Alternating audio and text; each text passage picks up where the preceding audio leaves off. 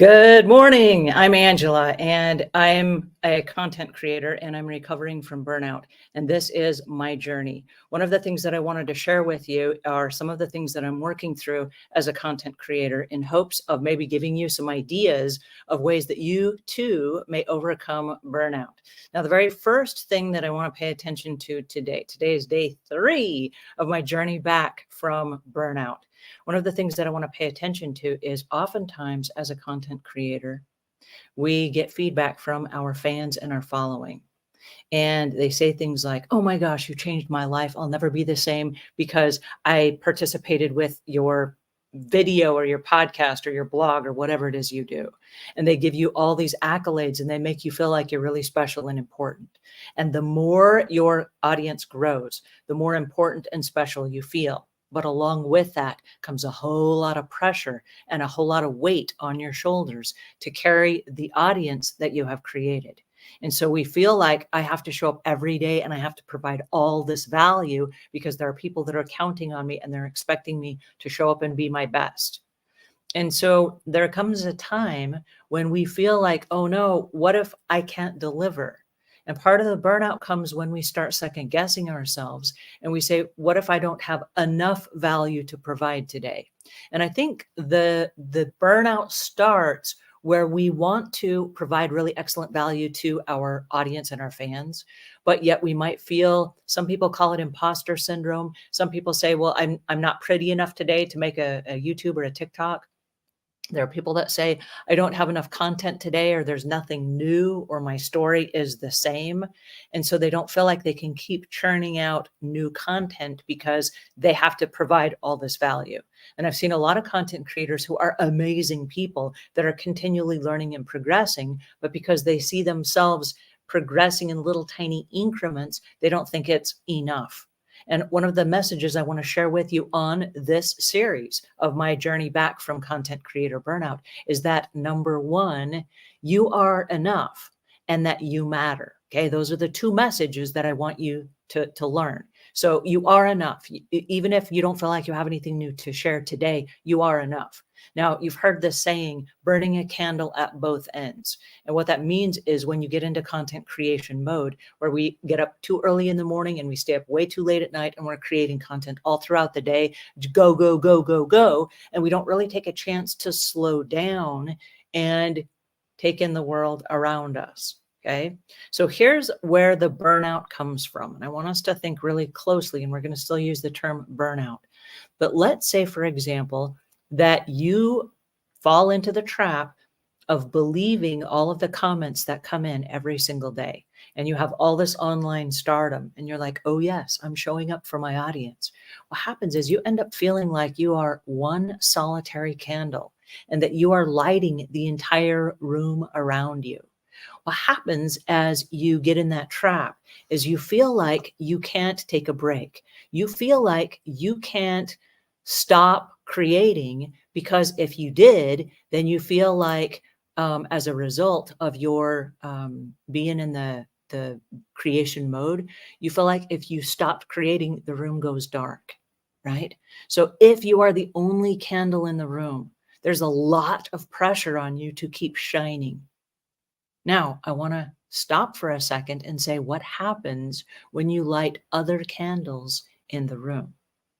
It's a fear many of us have because we say, if I light another candle, then I won't shine so brightly.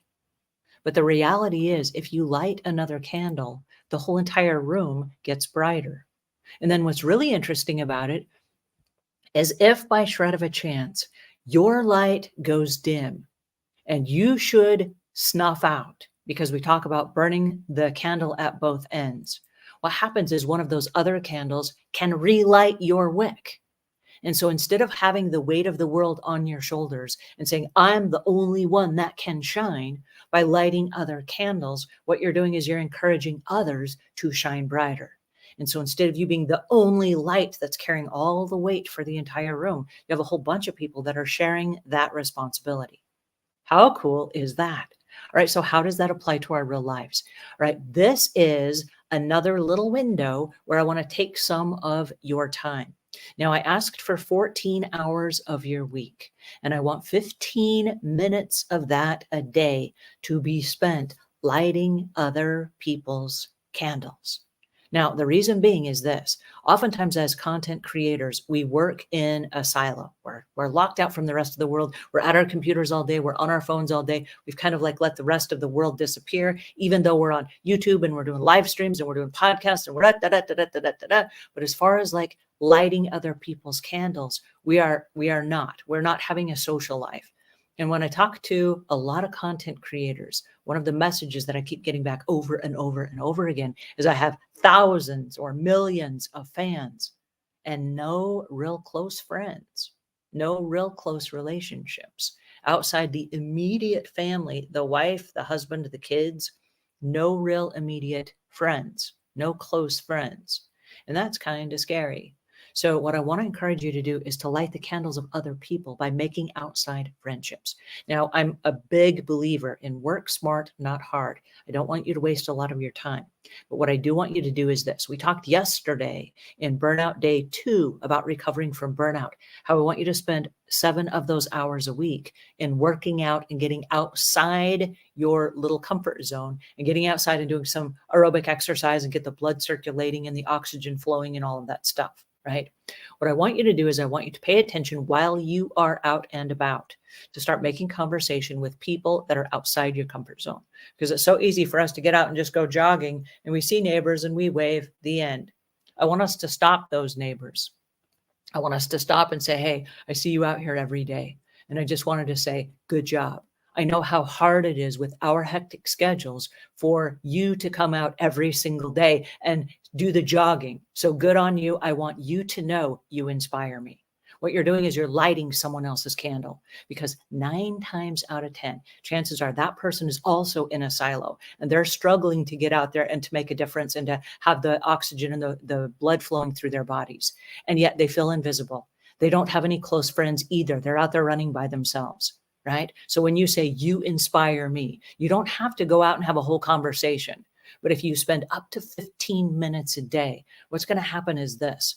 When you go out to go running tomorrow, you're going to see that same person out there again. They're going to go, I didn't feel like running today. And yet Angela was out there running and she told me I inspired her. I got to show up and I got to light her candle again. I got to inspire her again. Psychology 101 tells us that the behavior we reward is the behavior that's repeated. And so if we are feeling I'm burned out, I'm snuffing out as a candle, I need help, I'm sinking, I'm desperate, I'm discouraged, I'm sad, what we can do by lighting other people's candles is we can make the room brighter. And that brighter room inspires them to relight our candles as well. Here's what happened. I go to the gym this morning and I've been going to the gym now less than a week, right? I'm new to this gym. And on my first day, I started making friends and getting to know everyone in the locker room. I started learning people's names. And I said things like, oh my goodness, I'm so glad to meet you here because I'm new to the gym and I'm struggling to try to be here every day. So seeing you here, you are an inspiration. Whoa, wait a second. There was this new girl that just started at the gym and she's expecting us to be here. So the next day, there they are again. And I'm like, yes, you're here again. Congratulations. I know this is hard for you. Well, I get to go to the gym this morning. And as the alarm goes off, I was just like, oh my goodness, I can't believe I got to get out of bed today. And I'm feeling today like I just don't have it to give. And if the world was isolated and no one was watching, I would have stayed in bed. And I can hear the rain pattering on the roof. And I just wanted to pull the covers over my head and go back to sleep. And I said to myself, you know what? There are a couple people that are at the gym today, and they also are getting out of a comfortable bed. And they're also going to show up today. And they're counting on me to show up because I made a big deal about them showing up yesterday. So now I'm lighting their candle. They're lighting my candle. I got to show up for them today. So I go to the gym and lo and behold, there they are. And I'm like, hey, you got up out of the rain. You went out in the rain and you went to the gym. Like, here you are. And they're like, I know, I so didn't want to go today. And then what you said yesterday made me think that I got to be here for you. I'm like, you do. And how delighted I am to see you. Right? We're lighting each other's candle because it's frustrating to try to go through this alone. All right, so where does the 15 minutes come from? 15 minutes. I'm talking about working smart, not hard. You don't have to reinvent your whole schedule, but I'm at the gym anyway. And while I'm at the gym, I go swimming, I do my workout for 1 hour. Then there's a couple minutes, and this is part of your 14 hours. There's a little window where I have to take a shower. I got to brush my teeth. I got to do my hair. I got to get dressed and all the things. I'm inside the locker room with all these new friends I just made. So now my goal is not to talk about me. It's not for me to tell them how great I am. I already have fans and following and all that stuff. I want to learn about them. I want to learn why they're important. I want to know and let them know that they matter. Not that I matter. I already know that I matter. They matter. Okay. But I want to let them know they matter. So what we do is we have a little process, which is called repeat. And then the 5 I heard yous, repeat. And then the 5 I heard yous. Here's how it works. So somebody says something like, well, my husband did this, that, or the other yesterday, and I stayed up too late. I repeat what I just heard. Too late? And they go, yeah, I usually am in bed by 6 o'clock at night. And now I'm in bed and not until 9. And I go, wow, that's, amazing. The 5 I heard yous are neutral comments. Wow, that's amazing. Interesting. Huh. How about that? That's fascinating. I'm not saying I am competing with you. My story is better than yours. I'm not saying I agree with you. I disagree with you. I'm saying, tell me more. Okay. The 5 I heard yous are tell me more. So I say, wow, that's fascinating. And they're like, I know, I never get to sleep until the weekend. Repeat, weekend? Yes, on the weekend, I sleep in for an extra 2 hours. And I go, that's fascinating. And they go, I know. And then my dog comes in and hops on top of me and they start talking. So then we have these little tiny small conversations day after day after day. So my 15 minutes is taking place inside the locker room at the gym I just joined. And it is amazing how in just a couple of days, I learned who's been married for 32 years, who lives 20 minutes away, who lives 5 minutes away, who works at what company, what their different situations and roles are in their company. And I've learned a whole lot about who has kids and who has been married for all these years, who has a sick dog and all these things, right? Not that it's important information, but it's my investment in them. I'm lighting their candles, and in return, today, when I was going to get out of bed, I wasn't going to get out of bed. I was so tired. And yet when that time came, they were already lighting my candle. And I was like, okay, great. The room is brighter because there are other people now inside my world. The weight of the world is not on my shoulders. We're sharing that weight now. We're brightening the room together because instead of one candle, there are many, right? So I want you to think in terms of you don't have to be the only candle in the room. So for 15 minutes a day, I want you to make small talk. If you're out walking your dog, talk to the neighbors that are out walking their dogs. Just stop them and say, hey, I see you in the neighborhood all the time. And my bad, I haven't even introduced myself. I've been locked up in my office and I've been creating content. And I would love to know, you're my neighbor. What do you do? Make small talk. Because what happens is you're telling them they matter. And right now we are in an era, we all need to know that we matter. We do. All right. So quick update on what I did today and from yesterday.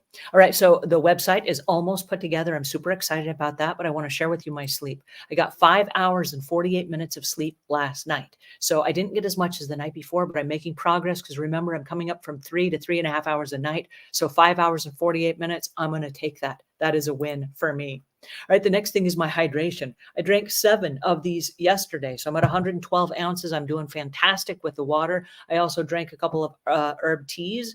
And then I also drank my apple cider vinegar juice and lemon. And one of the exciting things about that is I gave some to my staff as well because they've all come down with sore throats and colds. And this keeps me from getting sick year in and year out. I never, ever, ever get sick.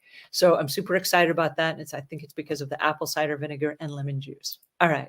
So as far as the fasting, I have gone from a 72-hour fast to a 20-hour fast. So now I'm on a regular routine where I eat in a 4-hour window a day. And then I fast for 20 hours.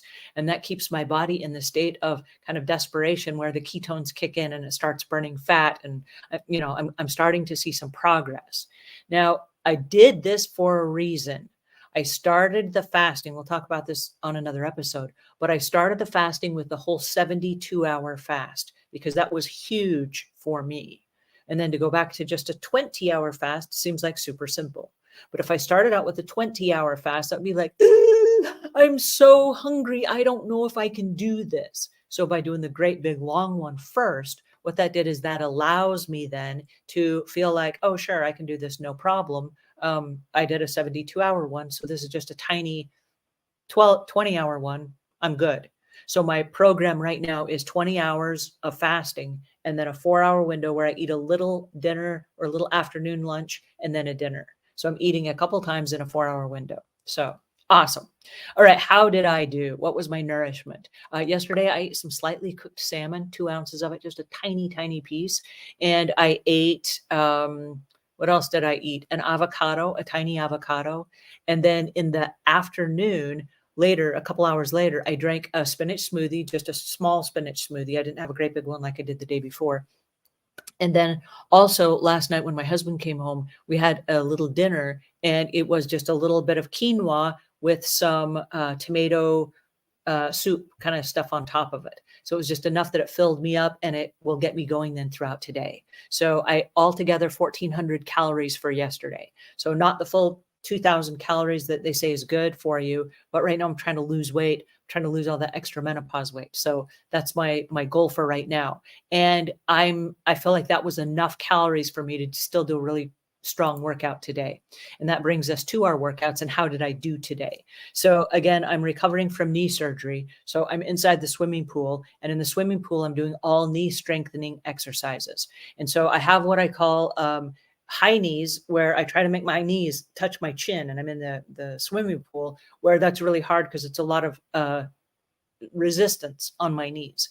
And then I do what I call butt kicks, where I try to run as fast as I possibly can and kick my butt, which is then again my leg bending in the other direction. So my knee comes up, touches my chin, and then it goes in the other direction, and I rotate minute by minute. So I do 45 seconds of all out massive action. Then I take a 15-second break. Then I do 45 seconds of all out massive action, 15-second break. And I rotate between high knees and butt kicks. And so I'm feeling like my knee has really gotten a lot of strength, but it was all low impact exercises. All right. I also have these drag gloves that are made by Speedo. I will leave links in the show notes just so that you guys can see everything that I'm talking about and that I'm using. The gloves that I'm wearing, I drag in the water and I walk with my arms straight and my legs straight, and it really drags and it pulls me along, and it's a whole entire body workout. So again, because I have been fasting and because I'm easing into the workouts and I'm doing some strength building right now, I'm also trying to tone my muscles because I've got super flabby arms. And you'll notice if you go over to the lifelongproductions.com website /burnout, I'm doing the muscles every day. And my husband, who's taken my before and after pictures, is like, you got no muscles. I'm like, I got no tone. It's just flab. He's like, flex your muscles. I'm like, I am. There's no flexing. So I'm going to get better. All right. Next thing. My moods. My mood is fantastic. I felt great yesterday. I felt great today. I'm going to give myself a thumbs up. So it was consistent throughout the whole day. And I've got 3 podcasts today. So I'm going to be good for my podcasts today. I'm feeling pretty good. All right. My business impact. Yesterday I had the coffee club, which is all the content creators that get together and we talk about the projects that we're working on and the different products that we're monetizing and what we're working on this week and what we need help with. And so I felt like I was on my A game for that yesterday. I had a really good time connecting with other people that are in our sphere of influence, and that is through Lifelong Productions. So I'm super excited about that. That went really well.